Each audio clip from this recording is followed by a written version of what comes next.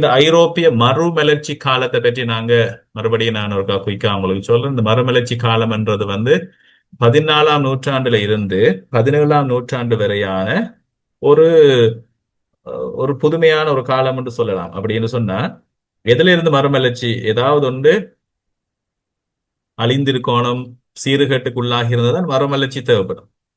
Philosophy ஒரு விதமாக பாதிக்கப்பட்டதாக, மெய்யியல் கலப்படமுற்றதாக அறிஞர்கள் கருதிய ஒரு காலம். எதனால கலப்படமுற்றிருந்தது அல்லது இதா போயிருந்தது என்று சொன்னா, திருச்சபையினுடைய அளவு கடந்த அளவுக்கு அதிகமான ஆதிக்கமும் எல்லாமே இறையியல் பார்வையில பார்க்கப்பட்டதால அறிவை தேடுகிற அந்த பயணம் இன்னொரு வகையில சொல்றேன்னு சொன்னா, சரியானது என்ன, உண்மையானது என்ன, ஆழமான கேள்விகளை கேள்வி கேட்கும் போது பிலோசபி ஏதோ ஒரு நிறுவனம், ஓகே, ஒரு திருச்சபை என்ற ஒரு நிறுவனமோ யாராக இருந்தாலும் ஒருவர் சொல்லுவதால் அதை ஏற்றுக்கொள்வதுன்றதை பிலோசபி தாங்கிக் கொள்ளாது. பிலோசபியில நேச்சர் நாங்க பார்த்திருக்கிறோம். முதல்ல நேச்சர் ஆஃப் பிலோசபியில நாங்க என்ன நாங்க ஒரு முக்கியமான ஒரு விஷயம் எடுத்துக்கொள்ளப்பட்ட அசம்ஷன்ஸ் சொல்லி எடுத்துக்கொள்ளப்பட்ட விஷயங்களை பிலோசபி கேள்வி கேட்கும். ஏற்கனவே நாங்க கொண்டிருக்கிற கோட்பாடுகள் அது எதுவாக இருந்தாலும் திரும்ப திரும்ப திரும்ப திரும்ப கேள்வி கேட்டு அதை கேள்விக்குள்ளாக்கி அதை தப்பிச்சுன்னு சொன்னா அந்த கேள்விகள்ல இருந்து அது தொடர்ந்து முன்னுக்கு போகும். தப்பேலைன்னு சொன்னா அந்த அந்த அந்த அந்த பிலோசபி அதுலயே அது முடிஞ்சிடும். ஸோ அதுதான் இங்கே நடக்கிறத நாங்க பார்க்கிறோம். இன்னைக்கு நாங்க திரும்பி பார்க்கிறோம். கிட்டத்தட்ட 20ஆம் நூற்றாண்டுல இருந்து ஒரு 500 வருஷத்துக்கு முன்ன நடந்த விஷயங்கள், 500 400 500 வருஷத்துக்கு முன்ன என்ன நடந்திருக்குன்னு சொல்லி திரும்பி பார்க்கும்போது எங்களுக்கு இது தெளிவா தெரியுது. ஸோ இந்த காலகட்டத்துல தத்துவம் எப்படி இடைக்காலத்துல, இதுக்கு முதல்பட்ட காலத்துல இருந்த இறையியலு கொடுக்கப்பட்ட அளவுக்கு அதிகமான முக்கியத்துவத்தை குறைத்து இந்த காலத்துல மனிதனை மையப்படுத்திய சிந்தனைகள், ஹியூமனிசம் என்று சொல்லக்கூடிய மனித நேய அல்லது மனிதனை மையப்படுத்திய சிந்தனைகள் முக்கியத்துவம் பெறுறதை நாங்க கவனிக்கக்கூடியதாக இருக்கு. முக்கியமான அம்சங்கள் என்று சொல்லி பார்க்கும்போது நிச்சயமா இதுல எல்லாம் கேள்விகள் வேறும் உங்களுக்கு நீங்க ப்ரிப்பேர் பண்ணலாம். போயிருந்தேன் நான் சாம்பிள் கொஸ்டின்ஸ் தருவேன். அப்ப அதை நீங்க பார்த்து அதுல இருந்து ப்ரிப்பேர் பண்ணிட்டு எக்ஸாம் டிரெக்டா செய்யக்கூடியதா இருக்கும். இப்ப உதாரணமா ஒரு கேள்வி, இந்த இந்த காலத்துல மறுமலர்ச்சி கால தத்துவத்தினுடைய முக்கிய அம்சங்கள் என்னன்னா இந்த கொண்டு மனித நேய அல்லது மனித மையவாதத்துக்கு, ஹியூமனிசம், மனிதனுக்கு முக்கியத்துவம் கொடுக்கிற ஒரு காலம். கடவுள் என்று சொல்லி அல்லது திருச்சபை என்று சொல்லி விசுவாசம் என்று சொல்லி அந்த முலாத்தோடு அந்த அந்த கலரோட எல்லாத்தையும் பார்க்காமல் என்னன்னு சொன்னா அது அளவுக்கு அதிகமாக அப்படியான ரியாலிட்டி இல்லை என்று இல்லை.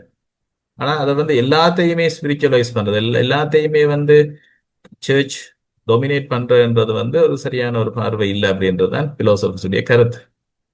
அவை மனிதன் என்றது முக்கியம், மனிதனுடைய மதிப்பு முக்கியம், அவனுடைய திறமைகள் முக்கியம், ஆற்றல்கள் முக்கியம், மனிதன் மதிக்கப்பட வேண்டும். இந்த மாதிரியான விஷயங்கள், மனிதன் மதிக்கப்பட வேண்டும் என்று சொல்றதை விட மனிதனுக்கு இருக்கிற வேல்யூ என்ன என்ற ஒரு ஒரு ஒரு விஷயம் இங்கே முக்கியத்துவம் பெறுது.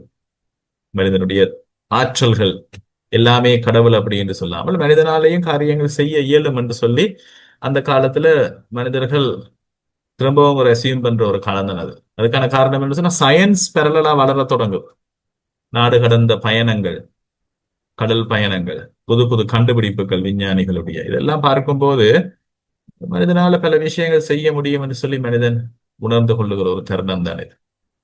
அவை மனிதனுடைய பகுத்தறிவு, படைப்பாற்றல், இதன் மூலமாக உலகத்தை புரிந்து கொள்ள முடியும். திருச்சபை சொல்லுகிற படிப்பினை மட்டுமில்லை, அதை விடவும் உண்மைகள் வேற வேற வேற ரியாலிட்டி இருக்கு அப்படி என்று சொல்லக்கூடிய ஒரு ஒரு போக்கு இந்த காலத்துல காணப்பட்டுச்சு.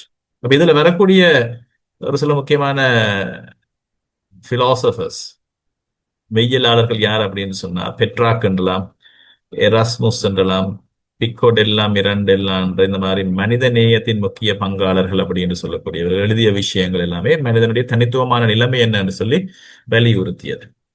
இந்த கிளாசிக்கல் கால அறிவின் மறுமலர்ச்சி என்று கூட இந்த காலத்துல சொல்லப்படுது. என்னோட சொன்னா இவர்கள் எல்லாமே மறுபடியும் அரிஸ்டோட்டில், பிளேட்டோ என்று சொல்லி அந்த காலத்துல இருந்த கிரேக்க கிளாசிக்கல் பிலோசபி காலத்துக்கு போகணும். இந்த இடைப்பட்ட காலத்துல கிட்டத்தட்ட 1000 வருடங்கள்ல திருச்சபையால மலங்கடிக்கப்பட்ட இந்த பிலோசபியை மறுபடியும் நாங்க எடுத்து நிறுத்தணும் என்று சொல்லி கிரேக்கத்தில் எழுதப்பட்ட புத்தகங்களை மறுபடியும் இந்த காலத்துல பயன்படுத்தப்பட்ட மக்கள் மொழியாக இருந்த லத்தீன் மொழி அல்லது இத்தாலியன் மொழியோ இந்த காலத்துல பயன்படுத்தப்பட்ட கூடுதலாக இத்தாலியன் மொழியிலையும் ஆங்கில மொழி இந்த மாதிரி மொழிகள்ல மொழிபெயர்க்க தொடங்கிய காலமாகவும் இருக்கிறது. இந்த காலத்துல வரக்கூடிய அரசியல் தத்துவம் என்று சொல்லிய இன்னொரு விஷயம் மிக முக்கியமானது. இந்த மறுமலர்ச்சி காலத்துல அரசியல் தத்துவத்தில் ஒரு பெரிய மாற்றம் ஏற்பட்டது. அது மத தெய்வீக அதிகாரத்தின் அடிப்படையிலான அரசியல் கோட்பாடுகள் திருச்சபை ஒரு ஒரு அரசரை அல்லது நாட்டை ஆளுவதோ ஒரு சின்ன ரீஜன் ஆளுறதோ ஒரு சிறு அரசராக இருக்கலாம், பெரும் நிலப்பரத்தின் அரசராக இருந்தாலும் திருச்சபையினுடைய பாப்பரசருடைய அல்லது ஆயருடைய அங்கீகாரம் கட்டாயம் தேவை இருந்துச்சு. ஆனா அதுக்கு பதிலாக இந்த காலத்துல எப்படி நடைமுறை அனுபவத்துல ஒரு அரசாங்கத்தை புரிந்து கொள்ளலாம், ஒரு அரசை எப்படி அமைக்கலாம் என்று சொல்லி அதை வலியுறுத்திய காலம். அப்ப என்ன செய்யறாங்கன்னு சொன்னா, இப்ப நிக்கலோ மக்கியவெளி என்று சொல்லக்கூடிய ஒருவர், இவருடைய அணுகுமுறை ஆக்சுவலா அரசியலை பற்றி நிறைய விடயங்கள் இவர் எழுதியிருக்கிறார். அவருடைய இந்த புத்தகம் த பிரின்ஸ் என்று சொல்லி, பிரின்சிபியோ என்று சொல்ற இட்டாலியன் புத்தகம் பிரபல்யமானது. எப்படி அதிகாரத்தை கைப்பற்றுவது, தக்க வைப்பது எப்படி என்று பல விஷயங்களை யதார்த்தமான முறையில அணுகுமுறைகளை வழங்கி இருக்கிறார். அரசியல் யதார்த்தத்தை, அரசியலுக்காக நீங்க எதுவும் செய்யலாம் என்ற ஒரு எக்ஸ்ட்ரீமான ஒரு ஒப்பீனியனும் இங்க இருக்கு. சோ இந்த மாதிரியான இவருடைய கன்ட்ரிபியூஷன் ஒரு முக்கியமானதாக நாங்க பார்க்கலாம். இது என்னடா ஆக்சுவலா டெமோக்ரஸிக்கு டெமோக்ரஸி என்ற அரசாளுற முறை அரிஸ்டோட்டில் இன்ட்ரோடியூஸ் பண்ணின அந்த காலத்திலே, கிளாசிக்கல் காலத்திலேயே உருவான ஒரு விஷயம். சோக்ரட்டிஸ் அரிஸ்டோட்டில் இந்த கிளாசிக்கல் காலத்திலேயே இது டெமோக்ரஸி என்ற அரசியல் முறை ஏற்கனவே கிரேக்க உலகத்துல உள்வாங்கப்பட்ட ஒரு விஷயம். மக்களால் மக்களுக்கு, மக்களுடைய நன்மைக்காக மக்களுடைய பிரதிநிதிகள் ஆளுகிற ஒரு முறை என்றது. ஆனா அது அந்த அந்த அது இப்ப உலகம் முழுவதும் ஒரு பாப்புலரான விஷயமா போயிருக்கு. ஆனா எங்களுக்கு தெரியும், இந்த காலத்துக்கு எங்களுக்கு கிட்டத்தட்ட பல ஆண்டுகள் எடுத்தது அரசர்கள், அரச முறையில் ஆளுவது, குடும்பத்தினால வரக்கூடிய அந்த அரசாட்சி முறைகள், இப்படியான விஷயங்கள் இதெல்லாம் இப்ப ஒரு டெமோக்ரஸி ஜனநாயக முறை ஒன்று வந்திருக்கு அப்படின்னு சொல்லி. ஆனா அந்த ஜனநாயக முறை ஒன்றுதான் என்று சொல்லி அதுலயுமே அதுதான் பெர்ஃபெக்ட்னு எங்களுக்கு சொல்ல முடியாது. ஜனநாயகத்திலையும் ஒரு சில குறைகள் இருக்கு. உதாரணமாக ஒரு ஜனநாயக அமைப்புல மைனாரிட்டியா இருக்கிற பகுதிக்கு எப்பயுமே பெரிய நல்ல ரிசல்ட்ஸ் வரப்போறது இல்லை. மைனாரிட்டியா இருக்கிற பார்ட்டியோ மைனாரிட்டி குரூப்புக்கு ஜனநாயக அமைப்பு முறையில நிறைய பாதிப்புகள் வரும். எங்களை இலங்கை மாதிரி நாட்டில எல்லாம் எங்களுக்கு அது அனுபவம். அது எங்களுக்கு மட்டுமில்ல, பல நாடுகள் அப்படிதான். ஸோ பெர்ஃபெக்டானது ஒரு அரசியல் முறை என்ன அப்படின்னு சொல்லி என்ன நாங்கள் தேடிக்கொண்டுதான் இருக்கிறோம். ஆனா இருக்கிற அமைப்பு முறைகள்ல ஜனநாயகம் ஓகே என்ற மாதிரி ஒரு நிலையில நாங்கள் கொள்ளலாம். இப்படியே நாங்க முன்னுக்கு போகும்போது தோமஸ் மூர் அவர் ஒரு சிறந்த சமூக அமைப்பை பற்றிய சிந்தனைகளை வழங்கியிருக்கிறார். ஸோ இதெல்லாம் நாங்கள் டீப்பா போயிடாது, ஒரு சில விஷயங்களை நாங்க பார்த்து கொண்டு எப்படி பிலோசபி இதால பயணம் வந்திருக்கு அப்படின்னு தான் நாங்க பார்த்து கொண்டிருக்கிறோம். இந்த காலத்துல இன்னொரு முக்கியமான விஷயம், இயற்கை தத்துவம் அல்லது அறிவியல் புரட்சிக்கு அடித்தளம் வகித்த ஒரு விஷயம் இதுல வருது. என்னன்னு சொன்னா, இந்த பிரபஞ்சத்தை, கோள்களை, சூரிய குடும்பத்தை, இயற்கையில நடக்கிற நிகழ்வுகளை பற்றிய பகுத்தறிவு, அவதானிப்பு, விஞ்ஞான கண்டுபிடிப்புகள் எல்லாமே தொடங்கி இருந்த காலம் இது. ஆகவே நிக்கலஸ் கொப்பர்னிக்கஸ் என்று சொல்லக்கூடிய சயின்டிஸ்ட், அவர் ஒரு பிலோசபரும் கூட, அவர் கொடுத்த ஒரு முக்கியமான ஒரு கன்ட்ரிபியூஷன் கொப்பர்னிக்கன் ரெவல்யூஷன் சொல்லுவாங்க. அதாவது புவி மையத்தை வைத்த கோட்பாடு. பூமிதான் நடுவுல இருக்கு, மற்ற எல்லாம் சுத்தி கொண்டிருக்கின்றதான் வேதாகமத்திலே அப்படித்தான் இருக்கு, எல்லாரும் நினைத்து கொண்டிருந்தாங்க. இந்த பூமி ஒரு தட்டையானது. இந்த தட்டையான ஒரு பூமி நிலப்பரப்புல ஒரு மூலையில போனா கீழே பாதாளத்துல விழுந்துடுவோம் அப்படின்ற கருத்துக்கள் எல்லாம் இருந்து. அவை அதுக்கு முதல் இருந்த காலத்தினுடைய விஞ்ஞான வளர்ச்சி, அறிவியலுடைய ஒரு லிமிட்டட் அண்டர்ஸ்டாண்டிங்கை வச்சுதான் அதை புரிஞ்சிருக்காங்க. இப்ப கூட நாங்க சொல்ல முடியாது எங்களுக்கு பூரணமான இந்த இந்த இயற்கையை பற்றிய பூரணமான அறிவு இருக்குன்னு எங்களுக்கு நிச்சயமா சொல்ல முடியாது. இன்னமும் 100 வருஷத்துக்கு பிறகு, 200 வருஷத்துக்கு பிறகு அப்ப இருக்கிற டெக்னாலஜியை வச்சு இப்ப நாங்க சரின்னு நினைச்சு கொண்டிருக்கிற விஷயம் கூட சவால் விடுக்கப்படும். வேறொரு டைமென்ஷன் உருவாகி கொண்டே இருக்கு. வந்து இப்போ குவாண்டம் பிசிக்ஸ் என்று சொல்லக்கூடிய ரியாலிட்டி இருக்கு. ஈவன் நாங்க ஒரு டைம்ல ஒரு அணுதான் கடைசின்னு சொன்னோம். இப்ப அணுவை பிரிச்சு பார்க்கக்கூடிய விஷயங்கள் இருக்கு. அதுல இருந்து வரக்கூடிய பல பல கண்டுபிடிப்புகள் வந்து கொண்டே இருக்கு. ஸோ இது ஒரு புதுமையான ஒரு விஷயம் இல்லை. அதை நினைச்சு நாங்க ஒரு பிள்ளையான விஷயத்துல நாம அப்படியே மூழ்கி இருந்துட்டோம்னு சொல்லி கவலைப்படாம தேவையில்லை. ஏன்னா இந்த இந்த தேடலும் கண்டுபிடிப்புகளும் சரியானதை நோக்கி விஞ்ஞானம் முன்னுக்கு போய்க்கொண்டே இருக்கும். அதுக்கு பக்கத்துல அதுக்கு முன்னாடி பிலோசபி போய்க்கொண்டே இருக்குது. எல்லாம் பெரலாம் டிராவல் பண்ணி கொண்டிருக்கிற விஷயங்கள் தான். ஆகவே அந்த வகையில நிக்கோலஸ் கொப்பர்னிக்கஸுடைய கண்டுபிடிப்பு ஒரு பெரிய ஒரு சவாலையும் ஒரு பெரிய புரட்சியையும் ஏற்படுத்தியது இந்த உலகத்துல. அதனால அவர் தண்டிக்கப்பட்டார் என்றுதான் கவலையான உண்மை வந்து. அவரோட சேர்ந்த கலிலியோ கலிலி, கெப்லர் இவர்களுடைய இந்த கண்டுபிடிப்புகள் தொலைநோக்கியை கண்டுபிடித்து பூமி இல்ல மையம், சூரியன் தான் மையம் என்று சொல்லி இப்படி பல பல கண்டுபிடிப்புகள் இதெல்லாம் முன்வைக்கும் போது பைபிளுக்கு விரோதமான கொள்கைகள் திருச்சபைக்கு எதிராக இவங்க பேசுறாங்கன்னு சொல்லி இவர்கள் எல்லாருமே வந்து பலமாக தண்டிக்கப்பட்டது. ஆனா அதுக்கு பிறகு இப்ப இந்த ரியலைசேஷன் வந்த பிறகு பிறகு வந்த பாப்பரசர் எல்லாரும் போப் பிரான்சிஸா இருக்கலாம், அல்லது ஜோன் பால் த செகண்டா இருக்கலாம், இவன் போப் பெனடிக்ட் 16 இருக்கலாம், இவங்க எல்லாருமே பொதுவாக மன்னிப்பு கேட்டிருக்கிறாங்க. அது ஒரு பெரிய ஒரு ஒரு முக்கியமான வரலாற்று நிகழ்வு. விட திருச்சபையும் வந்து மனிதருடைய கூட்டம் என்றதால தவறுகள் நிச்சயமாக விட்டிருக்கின்றது உண்மை. இப்படி நாங்க முன்னுக்கு வரும்போது பிரான்சிஸ் பேகன் அவருடைய கண்ட்ரிபியூஷன் அறிவியல் அனுபவவாதம், அனுபவத்தால நீங்க பல விஷயங்களை அறிய முடியும். எம்பரிசிசம் என்று சொல்ற ஒரு முக்கியமான ஒரு ஒரு பிலோசபி. அனுபவத்தின் மூலம் நீங்க அறிவை பெற்றுக்கொள்ளலாம் என்ற புதிய அறிவியல் தேடல்ல வந்து பகுத்தறிவு தேவையும் இருக்கு, அனுபவம் இருக்கு, இண்டக்டிவ் ரீசனிங் இருக்கு. இதன் மூலமாக பூரணமான ஒரு அறிவை கொண்டு வரலாம் என்ற ஒரு நிலப்பாடை வந்து இவங்க வைக்கிறாங்க.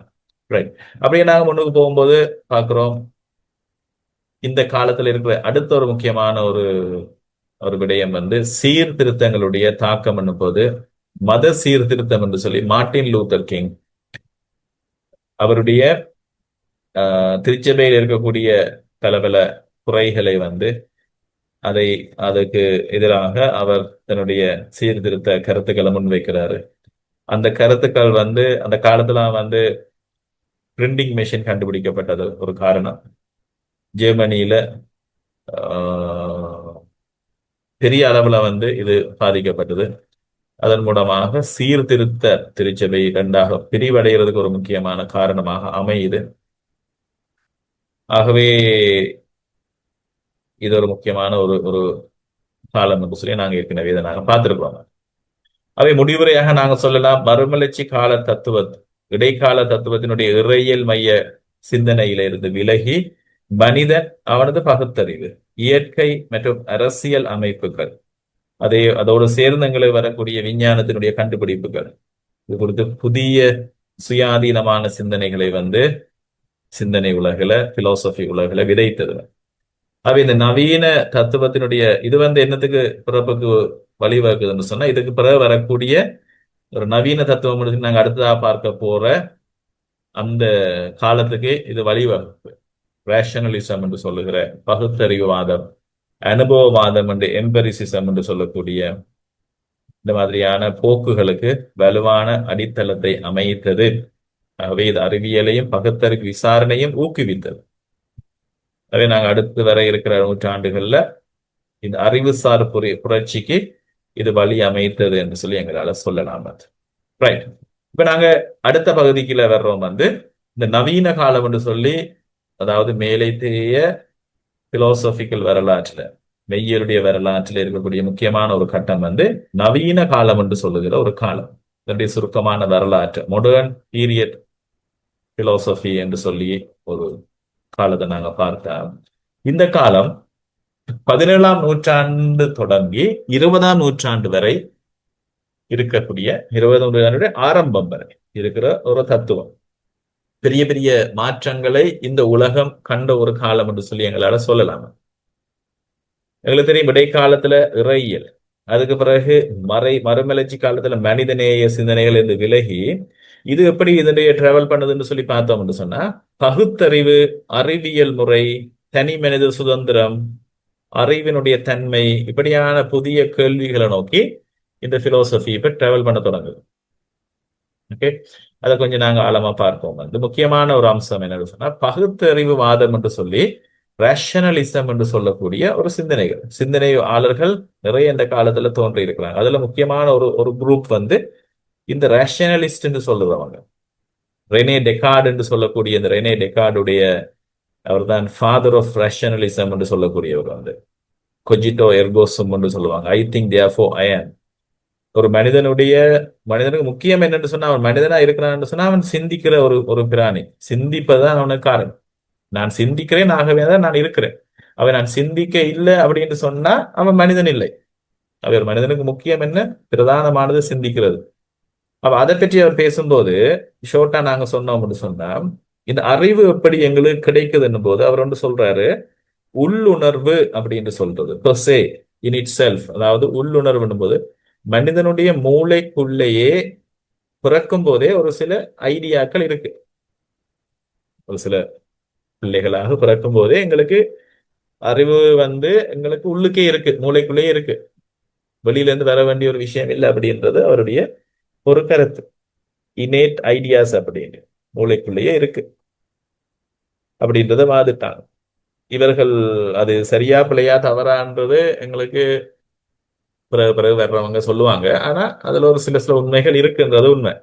ஒரு சில பிறந்த பிள்ளைகள் எந்த அறிவும் இல்லாமல் ஒரு சில காரியங்களை செய்யறதும், ஒரு சில விஷயங்களை சரியா சொல்லுவதும், இப்படியெல்லாம் பார்க்கும்போது ஓகே இவங்க சொன்னது உண்மையாக இருக்குமோன்னு எங்களுக்கு தோணும். இப்போ கணிதம் மற்றும் தர்க்கவியல் முறைகளை தத்துவதற்கு பயன்படுத்த இவங்க முயன்றார்கள். ஸோ இது ஒரு டீப்பான ஒரு பெரிய ஒரு ஸ்கூல் ரேஷனலிஸ்ட் என்று சொல்லக்கூடிய இவங்க. எங்களுக்கு ஒரு சின்ன ஒரு இன்ட்ரோடக்ஷன், ஒரு அறிமுகம் தானே இது. ஸோ பகுத்தறிவுவாதம் என்று சொல்லக்கூடிய ஒரு விஷயம் இது. கூடுதலாக ரீசனிங் அவுட், ரேஷனல் என்று சொல்லக்கூடிய அந்த குரூப். அடுத்த ஓகே, மனம் மற்றும் உடலின் இருமை என்று சொல்லக்கூடியதை பற்றியும் அவருடைய கருத்துக்கள் எங்களுக்கு இந்த டுவலிசம் என்று சொல்லுகிற, மனம் என்று சொல்ற ஒன்று இருக்கு, உடல் என்று சொல்லுகிற இன்னொரு விஷயம் இருக்குன்ற இவருடைய கருத்துக்கள். இந்த உடல் இந்த மனதுக்குள்ள இருக்கு, அப்படியான சிந்தனைகள். சோ ஒருவருக்கு எது முக்கியம் அப்படின்னும் போது இவங்க கூடுதலாக வந்து உடல் முக்கியம் இல்லை, மனம்தான் முக்கியம், சிந்திக்கிறதான் முக்கியம் என்ற எக்ஸ்ட்ரீமான பொசிஷனுக்கும் போகக்கூடிய நிலைகள் இருந்தது. சோ உண்மையான அறிவு வரணும்னு சொன்னா அது மூளையில நாங்கள் சிந்தித்து எடுக்கிற முடிவுகள் தான், எங்களோட உணர்ச்சியாலேயோ அனுபவத்தாலேயோ வராது அப்படின்றதான் அவங்களுடைய கருத்து. ஓகே, அடுத்த குரூப் வந்து அதுக்கு ஆப்போசிட்டான குரூப். இவங்க அனுபவவாதம் என்று சொல்லக்கூடிய, எம்பரிசிசம் என்று சொல்லக்கூடிய ஒரு ஸ்கூல். இவங்க எப்படின்னு சொன்னா, அறிவு எப்படி வருது என்ற ஒரு கேள்வி. இவங்க இவங்க சொன்னாங்க, அறிவு வந்து பிரதானமாக உணர்வு மூலமாக, சென்சரி எக்ஸ்பீரியன்ஸ், உணர்வு மூலமாக ஐம்புலன்களால நாங்கள் உணர்வோம். ஒரு விஷயத்தை அறியணும்னா எங்க மூளைக்கு அந்த இன்ஃபர்மேஷன் கொடுக்குறேன்டா, அத ஐம் ஐந்து ஐம்புலன்களும், அந்த ஐம்புலன்களை உண்டாலேயோ அல்லது எதாலேயோ அந்த இன்ஃபர்மேஷன் போகணும். ஒரு உதாரணம், ஒரு ஆப்பிள் என்னன்னு சொன்னா அந்த ஆப்பிளை நாம் பார்க்கணும் அல்லது அதை சாப்பிட்டு பார்க்கணும், அந்த சுவை அறியணும். அது இல்லாம எப்படி ஆப்பிளை வந்து எங்களோட மூளையை கொடுக்கறது? அறிவை கொடுக்க முடியாது அப்படின்னு அவங்களுடைய வாதம். ஆனா முதல் வந்த ரேஷனரி சொல்லுவாங்க, ஆப்பிள்ன்ற இன்ஃபர்மேஷன் பிறக்கும் போதே எங்களோட தலைக்குள்ள இருக்கு அப்படின்னு. ஒருத்தருக்கு ஆப்பிள் தெரியாதுக்கு ஆப்பிள் தெரியாது, அப்படிதான் இவங்க ஆகியும். இப்ப ஒரு வெளிநாட்டுல இருந்து ஒரு வெள்ளைக்கார ஒருத்தர் வார, அவருக்கு பலாப்பழத்தை வந்து அவங்க நாட்டுல இல்ல. பலாப்பழம் என்றது இவங்களுடைய அனுபவவாதத்தாக்கள் எப்படி சொல்லுவாங்கன்னா, நீங்க ஒரு பலாப்பழத்தை பழத்துல காட்டணும், அல்லது அந்த பலாப்பழத்தை நீங்க கொண்டு வந்து வெட்டி அவருக்கு அந்த மணத்தை கொடுக்கணும், அந்த பழத்தை சாப்பிட கொடுக்கணும், அதை தொட்டு பார்க்க சொல்லணும். இப்படி உணர்வுகள் வந்து இந்த அனுபவம் மூலமா தான், அதை அவதானிப்பதன் மூலமா, அனுபவம் அல்லது உணர்வு, அனுபவம் அல்லது அவதானிப்பின் மூலமா தான் இந்த அறிவு, இந்த பலாப்பழம் என்ற அறிவு அவங்களுக்கு கொடுக்கலாம். அதுல உண்மை இருக்கு. அப்ப அவங்க ஆக்சுவலா வந்து பகுத்தறிவாதிகள் சொன்ன இந்த கருத்தை வந்து அவங்க அதுக்கு சவால் விடுறாங்க. பகுத்தறிவாதிகள் சொல்லுவாங்க எப்படின்னா, இல்ல, பலாப்பழம் என்றது பிறக்கும் போதே அக்கள் தலைக்குள்ள இருக்க வேண்டும். சோ அது எவ்வளவு தூரம் உண்மை என்றது எங்களுக்கு தெரியாது, தெரியாது அந்த எப்படி அந்த அறிவு அவங்களுக்கு இருக்கு என்றதுல ஒரு ஒரு கேள்வி இருக்கு. இவங்களையும் நியாயம் இருக்கிற மாதிரி இவங்களுக்கு தெரியுது. அதே நேரத்துல ஸோ ரெண்டு சைட்லயும் இருக்கு விஷயங்கள்ன்றது எங்களுக்கு தெரியும். அப்ப இந்த ஆர்கியூமெண்ட்ல ஸ்ட்ராங்கா இருந்த ஆட்கள்ல முக்கியமானவங்க வந்து ஜான் லாக் என்று சொல்லக்கூடிய ஒரு பிரிட்டிஷ் பிலோசபர். மனித மனம் பிறக்கும் போது எப்படி இருக்குன்னு சொன்னா ஒரு ஒரு தபுல ராசான்னு சொல்ற ஒரு வெற்று பலகையை போல இருக்கும். எந்த விதமான அறிவும் இல்லை. ஒரு பிளாங்க் ஸ்லேட், ஒரு ஒரு புத்தகம், ஒரு வெறுமையான ஒரு ஒரு வெற்று பலகை. அதுல அனுபவம் வர வர சின்ன வயசுல இருந்து பிறந்ததுல இருந்து பார்க்கிறது கேட்கிறது இந்த ஐம்புலன்களால வரக்கூடியது அவர்களுடைய அவதானிப்பு மூலமாகத்தான் எங்களுடைய மூளைக்கு அறிவு என்றது வந்து வந்து சேருது அப்படின்றது இவர்களுடைய கருத்து. அதுல உண்மை இருக்கிற மாதிரி எங்களுக்கு தோணுது. இது ரெண்டாவது ஸ்கூல். மூன்றாவது ஸ்கூல் இந்த காலத்துல இருக்கிற முக்கியமான இன்னொரு ஸ்கூல் என்னன்னு சொன்னா கிரிட்டிக்கல் பிலோசபி என்று சொல்லக்கூடிய ஒரு ஸ்கூல். ஓகே, இதை நீங்க வருடக்கணக்கா படிக்கலாம். ஆனா நாங்க ஒரு சில ஓகே இப்படி இப்படி இருக்குன்னு சொல்லி நாங்க பார்த்துட்டு போற விஷயம் தான். இவங்க சொல்ல கிரிட்டிக்கல் பிலோசபி என்று சொன்னா விமர்சன தத்துவம் என்று சொல்லக்கூடிய கிரிட்டிக்கல் பிலோசபி. இதை இம்மானுவேல் காண்ட் என்று சொல்ற ஒருவர் இதுல முக்கியம் பெறுவார். இவர் ஒரு கிறிஸ்டியன் பிலோசபர் தான். வந்து இவர் சொல்லுவார் பகுத்தறிவு வாதமும் அனுபவவாதம் இந்த இரண்டையும் அவர்களுடைய லிமிடேஷன்ஸையும் அவர் சொல்றாரு. ஓகே, இப்ப இந்த பலாப்பழத்தை வந்து பார்த்து அறியணும் அப்படின்றது இவங்க சொல்றாங்க. ஓகே, அதுல உண்மை இருக்கு.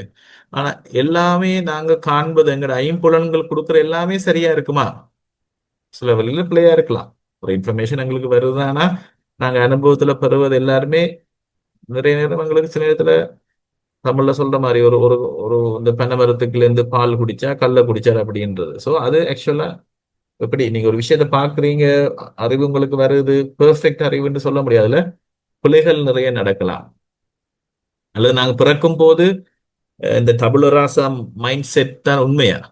அப்படி இல்லையே. சின்ன பிறந்த பிள்ளைகள் கதைக்க தொடங்க முதலே சில சில விஷயங்கள் அவங்களுக்கு தெரிஞ்சிருக்கு. ஒரு சில விஷயங்கள் அவங்களுக்கு தெரியுது. அஹ் பல அனுபவங்கள் தெரிஞ்சாக்கள் மாதிரி அவங்க நடந்து கொள்றாங்க. அப்ப அதுல ஏதோ ஒரு விஷயம் உள்ளுணர்வு என்ற விஷயம் இருக்கு. இன்னேட் ஐடியாஸ் இருக்கு. ஸோ ரெண்டு பேர்லயும் இருக்கிற சரியும் இருக்கு, ரெண்டு பேர்ல இருக்கக்கூடிய எல்லைகள் அதாவது லிமிடேஷன்ஸையும் உணர்ந்த காண்ட் இமானுவேல் காண்ட் என்ன செய்யறாருன்னு சொன்னா இந்த ரெண்டு போக்களையும் ஒன்றாக்க முனைகிறார் வந்து.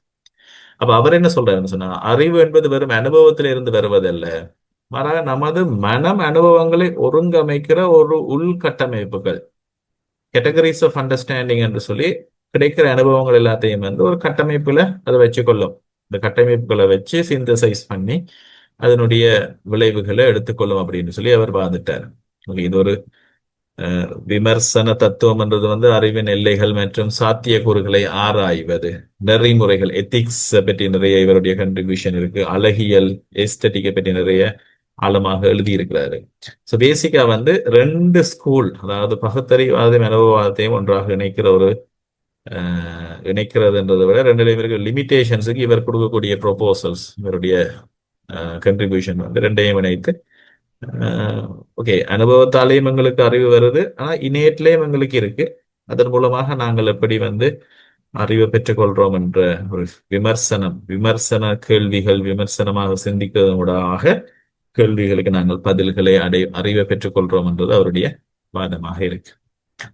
ரைட். இந்த காலத்துல வரக்கூடிய அடுத்த முக்கியமான ஒரு பிலோசபி, நாலாவது பிலோசபி நாங்க பார்க்கிறோம் வந்து என்னென்னு சொன்னா அரசியல் தத்துவம்.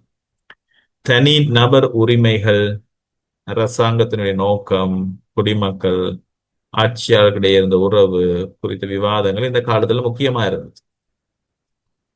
இதுல வந்து குறிப்பாக ஜான் லாக் என்று சொல்லக்கூடிய ஒருவர் தனி நபருடைய அடிப்படை உரிமைகள், வாழ்வை பற்றி, சுதந்திரத்தை பற்றி, உடைமையை வைத்துக் கொள்ள பிரைவேட் ப்ராப்பர்ட்டியை பற்றி இதெல்லாம் இருக்கு. அரசாங்கம் எதற்காக இருக்கு? இந்த அரசாங்கம் வந்து தனி மனிதனுடைய உரிமைகளை பாதுகாக்கணும். இந்த மாதிரியான கருத்துக்களை சொன்ன ஒரு முக்கியமானவர் ஜான் லாக் என்று சொல்றவர். அடுத்து வரக்கூடிய மிக மிக முக்கியமான ஒரு பிலோசபர் இந்த காலத்துல கார்ல் மார்க்ஸ் என்று சொல்லக்கூடியவர். இந்த கார்ல் மார்க்ஸ் ஜெர்மன் நாட்டைச் சேர்ந்த உலகத்தை பெருமளவு பாதித்த ஒரு ஒரு பிலோசபர். தத்துவ ஞானி மட்டுமில்லை, ஜெர்மனி தத்துவ ஞானி மட்டும், பொருளாதார நிபுணர், வரலாற்று ஆசிரியர், சமூகவியலாளர், அரசியல் கோட்பாளர், ஒரு சில பேருடைய மானசீகமா அவங்க குருவாக கடவுளா வழிபடுறவங்க கூட இருக்கலாம்.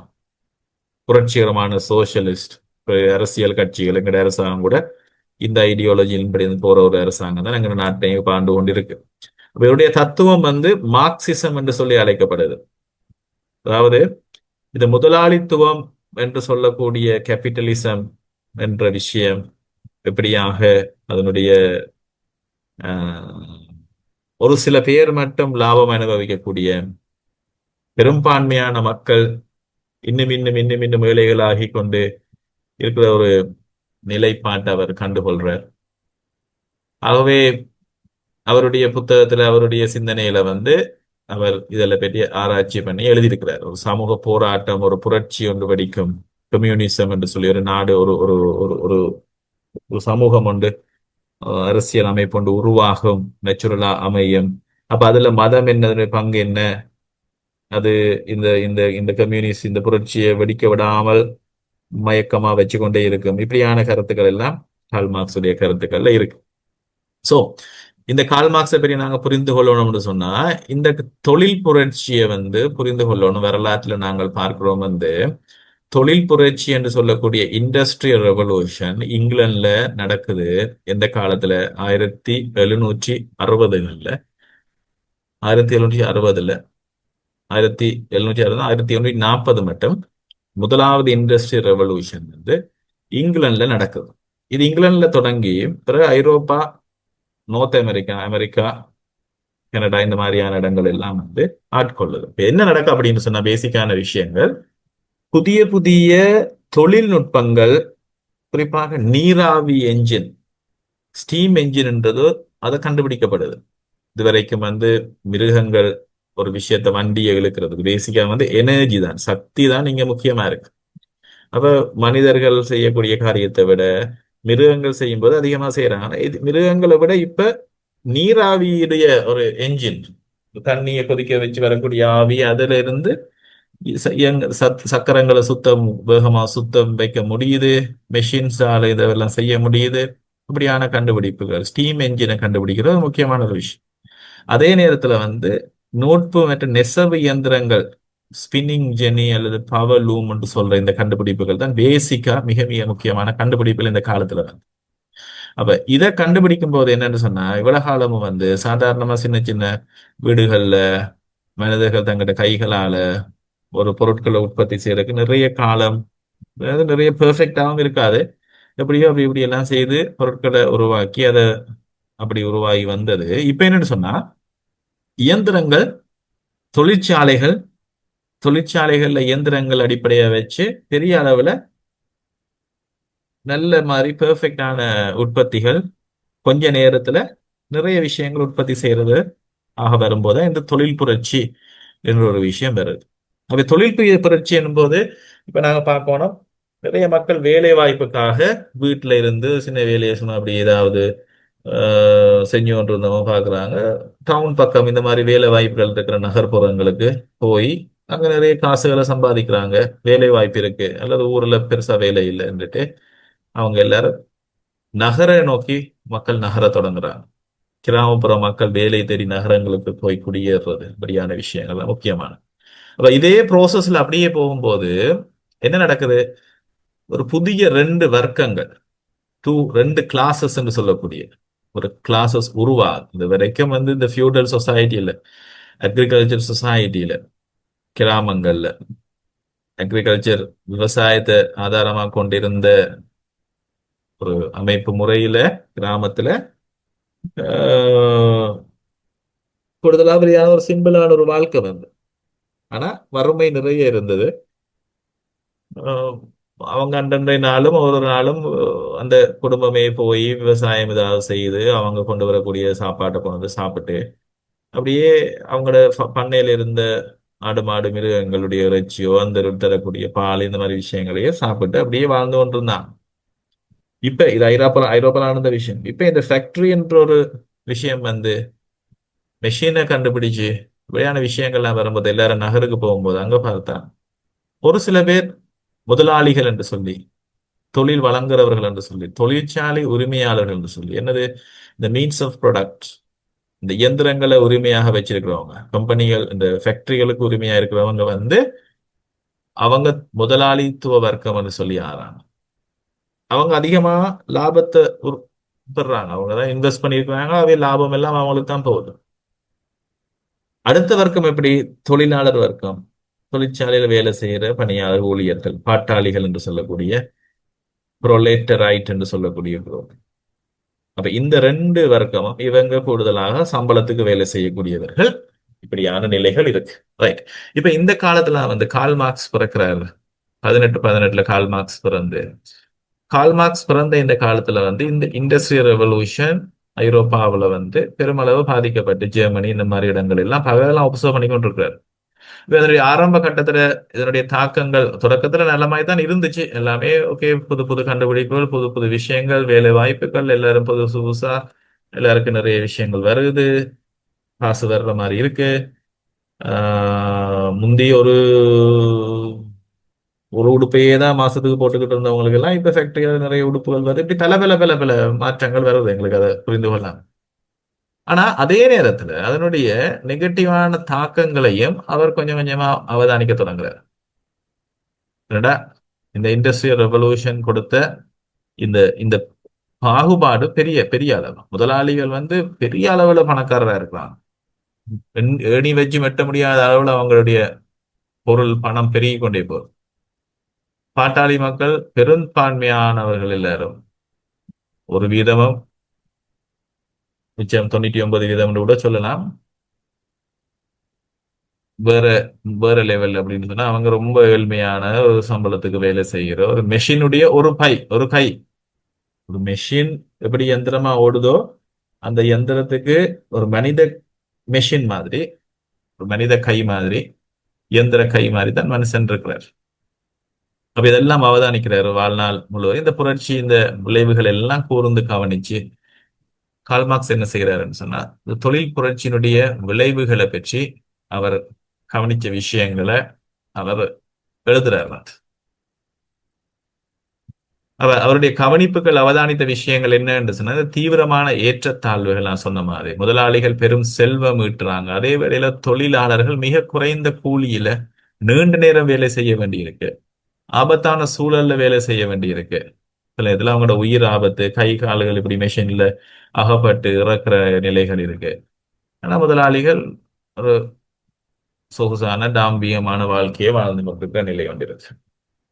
அடுத்த இன்னொரு ஒப்சர்வேஷன், அவருடைய அவதானிப்பு என்னன்னு சொன்னா, பெரிய ஒரு சுரண்டல் இங்க நடக்குது, மனித சுரண்டல். கால் மார்க்ஸ் பார்க்கிறார் இந்த முதலாளித்துவ அமைப்புல, இந்த கேபிட்டலிசம் என்று சொல்லுவாங்க. அது ஆக்சுவலா கேபிட்டலிசம், அது இண்டஸ்ட்ரியல் ரெவல்யூஷன் வந்து முதலாளித்துவ அமைப்புக்கு வழிவகுத்தது, கேபிட்டலிசத்தை கொண்டு வந்தது. இந்த முதலாளித்துவ அமைப்புல வந்து தொழிலாளர்கள் வந்து சுரண்டுகிறது என்பது அவருடைய ஒரு கருத்து. நேச்சுரலா தொழிலாளர்கள் தங்கள் உழைப்பால உருவாக்குற மதிப்புல ஒரு பகுதி, ஒரு சின்ன பகுதி இவங்களுக்கு சம்பளமா மட்டும் கிடைக்குது. ஆனா முதலாளிகளுக்கு பெரும் லாபமாக அதிக அளவுல வந்து லாபம் செல்லுது. அடுத்தது அவர் பார்த்த இன்னொரு விஷயம் வந்து ஏலியனேஷன் என்று சொல்றது, அந்நியமயமாதல் என்ற ஒரு விஷயம். இயந்திரமயமாக்கப்பட்ட உற்பத்தியால வந்து தொழிலாளர்கள் தங்களுடைய உழைப்பு, உற்பத்தி பொருட்கள் மற்றும் தங்கள் சொந்த மனித இயல்புல இருந்து கூட அவங்க அந்நியப்படுத்தப்பட்டு போறதா அவர் உணர்ந்தார். வந்து ஒரு நல்ல ஒரு குடும்ப வாழ்க்கை இல்லாமல் ஒரு அவங்கள வந்து ஒரு ஃபேக்டரி மெஷின் ஆஃப் பண்ற மாதிரி, சில நேரத்தில் மெஷின் ஆஃப் பண்ணப்படாது, ஆனா மனிதர்களுக்கு ஆஃப் கொடுக்கணும். ஆனா ஒரு கொஞ்ச நேரம் போய் அவங்களோட வாழ்க்கை சூழ்நிலைகள் எல்லாம் மிக மிக மிக மிக மோசமான நிலையில் இன்றைக்கு அதனுடைய விளைவுகளை பார்க்கலாம். அந்த கொழும்புல வேலை வாய்ப்புக்காக வந்து இந்த மாதிரி கேபிட்டலிசத்துல பெரிய பெரிய ஃபேக்டரிகள்ல, கார்மெண்ட் ஃபேக்டரியில வேலை செய்யற ஆக்கள், பிள்ளைகள், இளம் பிள்ளைகள், பொடியங்கள் எல்லாம் சரியான இந்த இந்த கேபிட்டலிசத்தினுடைய விளைவுகள்ல வாழக்கூடியதை கால் மார்க்ஸ் அன்றைய பார்த்த விஷயங்கள் தான். அவருடைய ஒரு மனிதனுக்கு இருக்க வேண்டிய பல விஷயங்கள் எல்லாமே இல்லை, ஒரு சோஷியல் லைஃப் இல்லை, குடும்பம் இல்லை, என்டர்டெயின்மெண்டோ வேறு இருக்குமே இடம் இல்லை, வேலை வேலை வேலை, மெஷினோட மெஷினாக இருக்க வேண்டியதான். அடுத்ததா அவர் பார்த்த விஷயம், கட்டாயம் சொன்னா நீங்க ஜாயின் பண்ணுங்க. ஓகே, அடுத்ததா வந்து பார்த்த ஒரு விஷயம் வந்து இந்த வர்க்க பிளவு. இந்த சமூக செல்வந்த முதலாளிகள், பூர்ஜுவாசிஸ் என்று சொல்றவங்க, ஏழை தொழிலாளர்கள், புரோலெட்டரைட் என்று சொல்ற இந்த ரெண்டு துருவமாக பிரிந்து பிரிந்து பிரிந்து இந்த வர்க்கம் வந்து இப்படி பிரிந்து போகிற ஒரு நிலை. அவருடைய அவதானிப்பு என்னடா, ஒரு கட்டத்துல இந்த வர்க்க போராட்டத்துக்கு வழிவகுத்து ஒரு புரட்சி வெடிக்கும் என்று சொல்லி கால் மார்க்ஸ் நம்பினார்.